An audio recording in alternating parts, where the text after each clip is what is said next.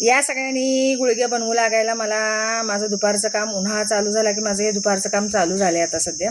गुळग्या बनवणं हा माझा आवडीचा विषय आहे, गुळग्या बनवणं. आता शेतातली कामं झाली सकाळपर्यंत.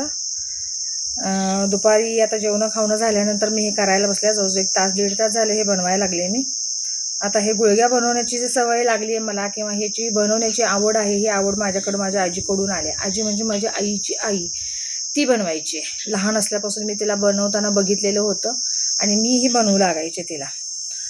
तर तीच सवय कंटिन्यू झाल्या. दरवर्षी मी थोड्या म्हणजे जवळजवळ 1 किलो 1.5 किलो असं बनवून ठेवते हे वर्षभरासाठी.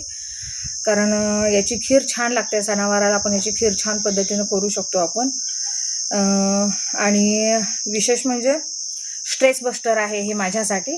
Stress buster in the sense की दुपारी झोपण्यापेक्षा किंवा कुठलं टी व्ही बघण्यापेक्षा, सिरियल्स बघण्यापेक्षा मला हे करायला फार आवडतं. हे छान वाटतं. हे करण्यामध्ये पण एक रिदम आहे आणि कॉन्सन्ट्रेशन होतं तुमचं. ज्यावेळेला हे बनवताना त्यावेळेला तुमचं कॉन्सन्ट्रेशन होतं. म्हणजे माझं तरी होतं बाबा ह्याच्यामध्ये हे कॉन्सन्ट्रेशन. त्यामुळे मी निवांत अशी बसते आणि छान पद्धतीनं असं स्वतःला याच्यामध्ये गुंतवून ठेवते मी हे बनवण्यामध्ये. बघा ह्याच्यात कशा बनवले मी.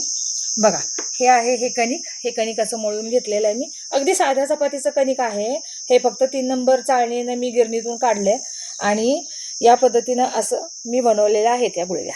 हे अशा पद्धतीनं बनवलेल्या आहेत. आणि हे माझ्या हातामध्ये कणिक आहे असं, आणि हाताला या बोटाने फिरवायचं आणि या बोटाने वळून तोडून टाकायचं. आता मी दाखवते इथं कसं बनवायचं ते. असं फिरलं पाहिजे बोट तुमचं. हे असं आहे की नाही स्ट्रेस बस्टर माझ्यासाठी. याची खीर बनवली की मी नक्की व्हिडिओ बनवेन त्याचा.